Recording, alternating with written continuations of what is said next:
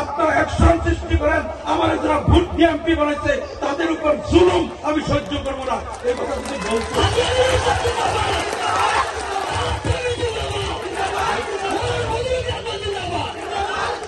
এই কথা যদি বলতো যে আমরা উপকার হতো না, এই কথা যদি পার্লামেন্টে কইতো যে আমরা উপকার হতো, এটা না কইয়া আমরা টুপি বিন্দা রুমাল লাগাইয়া এই মসজিদে ঘুরলে ঈদগাহ নসল আমরা কত উপকার হবো, কইছে উপকার হবো।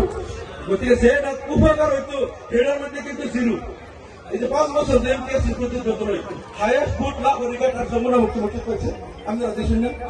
রহাত কতটি পাইছে, মরিগাঁও জাগির কতটি পাইছে, হাইয়েস্ট ভোট পাইছে লাহোরি গাছি মসজিদ আর যমুনা মুক্তি মসজিদ।